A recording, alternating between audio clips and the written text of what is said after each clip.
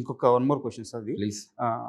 Telugu cinema ఒక పుస్తకం అయితే, ఆ పుస్తకం మీద ఒక అట్టగా ఒక బొమ్మ ఉండాలి కదా!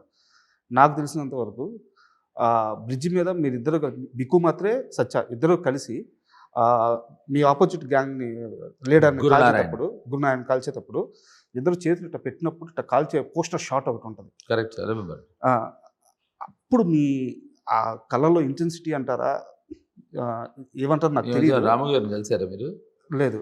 ఎందుకంటే ఇదే సీన్ చెప్పారు నాకు ఆయన. Okay. I love that scene. ఏదో కొత్తగా ఆయన ఇవాళ కొత్తగా సినిమా చూసినట్టు తీసింది ఆయన. I love that intensity in your eyes man, superb అని సాid. Okay sir, fine. కొంచెం లేట్ అయిందేమో అన్నాను. He said fine. యా మీరు అది అడుగుతున్నారు. సో అంటే నా దృష్టిలో అంతకు మించిన షాట్ లేదు తెలుగు సినిమా చరిత్రలో. So sweet of you to say so. But see, Satya is a book.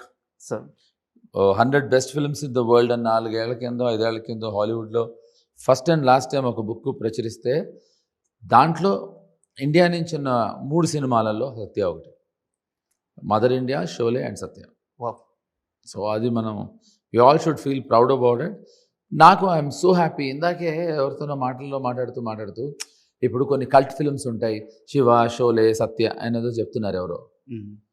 నేను ఏంటి అన్న, అదేనండి కల్ట్ ఫిల్మ్. నేను అతను చెప్పిన 3 సినిమాల్లో 2 నేను ఉన్నానని గర్వపడ్డాను. So cult films, great films మనం అనుకుంటే రావండి, అలా జరిగిపోతాయి అంతే. ఇప్పుడు ఏదో మెరుపు వచ్చిందా మీకు ఇక్కడి నుంచి? అది అలా మెరుస్తాయి సినిమాలు, మనం అనుకుంటే కుదరదు. మన టైటిల్ గాయపడ్డ సింహం కాబట్టి మీ సింహం, మీ డెన్ లీడర్ ఆర్జీ, ఆయన ఒక అతన్ని గాయపరిచాడు. ఎవరినండి? ఆయన యంగ్గా ఉన్నప్పుడు, అంటే ఇది మీ ప్రెజెన్స్లో జరగలేదు కానీ మీకు బాగా తెలుసు. మన యానిమల్ మూవీలో వాళ్ళ సిస్టర్ కోసం గన్ పట్టుకొని పోతారు కదా హీరో. అవును. ఈయన చేతిలో గన్ మాత్రం లేదు, మిగతా షాట్ అంతా, మిగతా సీన్ అంతా యాజ్ ఇట్ ఈస్గా జరిగింది. ఓకే. ఇది మీకు వాళ్ళ సిస్టర్ చాలాసార్లు చెప్పినారంట, కరెక్టేనా? ఇప్పుడు మనలో మనమాట, మీరు ఆర్జీవి గారి అభిమాని అర్థమైపోయింది నాకు. ఇది ఎంత అన్యాయం అండి. కొన్ని కోట్లు పెట్టి మా కళ్యాణ్, మా పవన్ సాధిని అని, మా భాను, మా విజయ్ సినిమా తీసి గాయపడ్డ సింహం 1వ తారీఖు మే రిలీజ్ అవుతుందని మీరు అది చెప్పడం మానేసి, గాయపడ్డ సింహం, గాయపరిచిన సింహం అని ఎందుకు? కాదు మీరు అసలు, నేను మీలాగే రాముగారి అభిమాని, మన ఇద్దరం రాముగారి గురించి మాట్లాడితే మేము ఒకటి వచ్చేస్తుంది. మీరు గాయపడ్డ సింహం గురించి మీరు, బికాజ్ నాకు బాగా నచ్చింది మీరు మొదలెట్టిన శైలి. ఫస్ట్ డైరెక్టర్ గురించి చెప్పమన్నారు. I think it's a very unique thing Raja. నాకు బాగా నచ్చింది అది. ఎందుకంటే నేను మొన్నటి నుంచి ఒక కొత్త లైన్స్ కాయిన్ చేసి దాన్ని I'm trying to promote it. Content is the king అంటారు కదా, నేను మార్చాను ఇప్పుడు. Content is the queen, director is the king. ఇది నేను కొత్త కాయినింగ్ పెట్టాను ఇప్పుడు.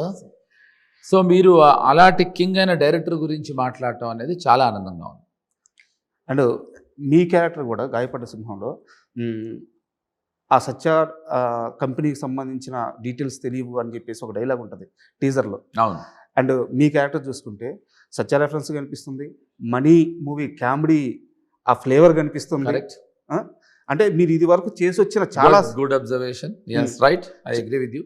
చాలా సినిమాల్లో, చాలా మంచి సినిమాల్లో ఉన్న రెఫరెన్స్లన్నీ అలా వచ్చిపోతున్నాయి ఆ టీజర్లో. అంటే రాజా, రెఫరెన్స్ల కన్నా మీరు అన్నది ఇందాక కరెక్ట్. ఏంటంటే దాని తాలూకు రిఫ్లెక్షన్. రెఫరెన్స్ తీసుకోలేదు అతను, రెఫరెన్స్ కాదు, అతను ఆ సీన్స్ని స్పూఫ్ చేయకుండా దాని తాలూకు రిఫ్లెక్షన్ రియలిస్టిక్గా తీశాడు.